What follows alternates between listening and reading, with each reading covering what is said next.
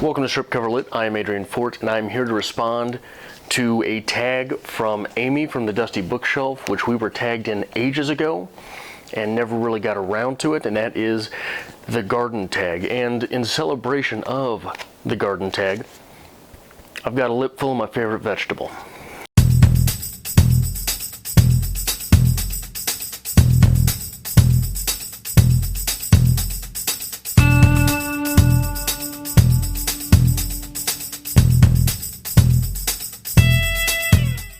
So, number 1, Rambler Rose. A long read with multiple main characters and plot lines. It twists, turns, and puts on a show with language. And for this, I chose The Lord of the Rings, which we did a read-along for, and I'll link that in the description below. Now, I don't really want to talk much about The Lord of the Rings because, well, I'm kind of talked out on it, and it's not very good. Number 2, Hybrid Tea Rose. Modern and long-lasting. A collection of memorable 20th or 21st century poetry or short stories that stays with you for a long time. Now for this, I chose the complete short stories of Ernest Hemingway because Hemingway is probably my favorite writer, and the best thing I think about his completed works is if you read them back to back, you're about halfway through the next short story when a lot of the things from the previous short story really start clicking with you. And I don't know that there is higher praise for a collection of short stories than that.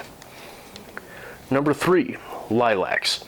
A seasonally inspired book that you look forward to revisiting every year.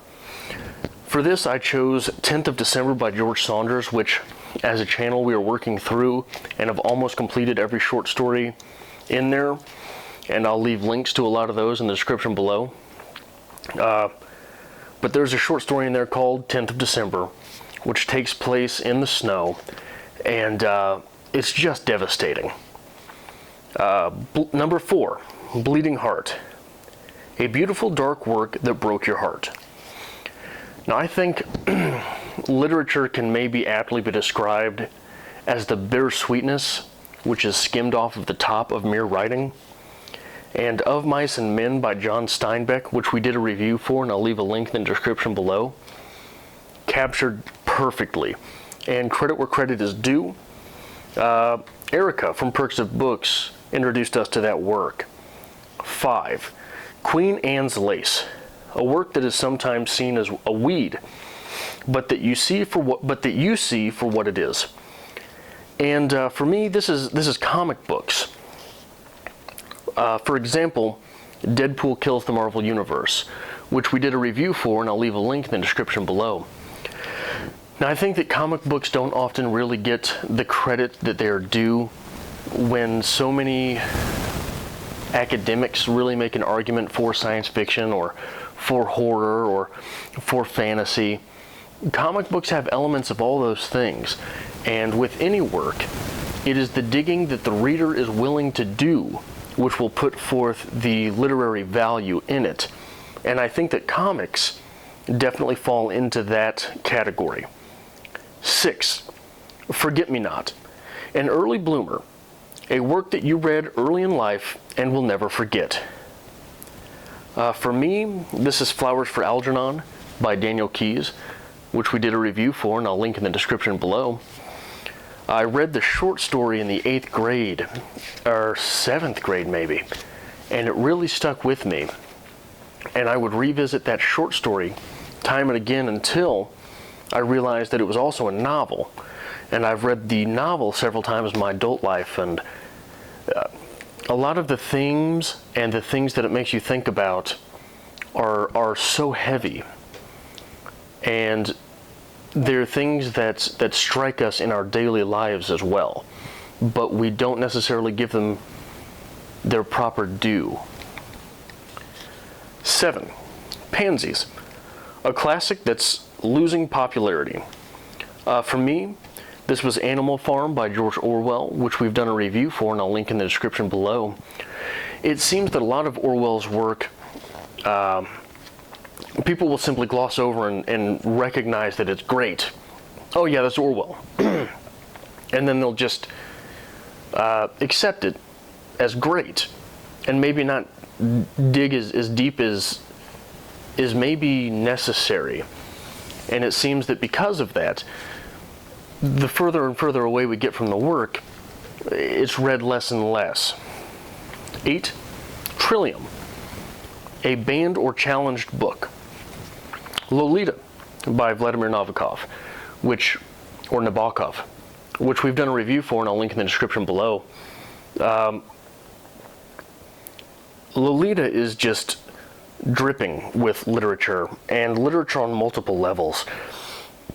And I think that if you're not ready as a reader to take that work on, it'll slap you in the face, especially with some of the things that are happening in the novel that you have to accept and move past in order to dig deeper. Number 9, Orchid, a work that was as challenging to read and maintain as an orchid. For me, this was On the Road by Jack Kerouac, which we've done a review for, and I'll link in the description below. I couldn't finish that novel. I eventually did, but boy, was it challenging to read and maintain, and try to pick out some of the literature that's in there on a level that is not readily available. And it's a book that I don't know that I will be going back to anytime soon. And finally, 10, A Fern, a book that sparked your initial interest in a topic before spawning into a whole TBR of books on that topic. I cheated a little bit. Here, but I chose Fight Club by Chuck Palahniuk, which we've done a review for, and I'll link it in the description below. And I chose that because, and I think it's a little bit cheating, because it's not necessarily the topic, but it made me want to read everything that Chuck Palahniuk has ever written. And I'm slowly meandering through his work. Fight Club, Haunted, those are books that I cherish still.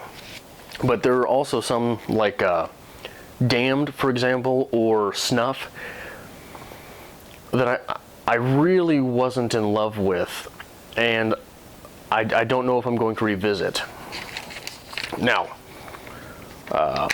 comes to when we tag people, and I'm going to tag Tansy Bradshaw, Allie at the Hardback Hoarder, Juan at Just One Reader, Ray from Ray of Books, and Jordie from Let's Talk About Books, Baby.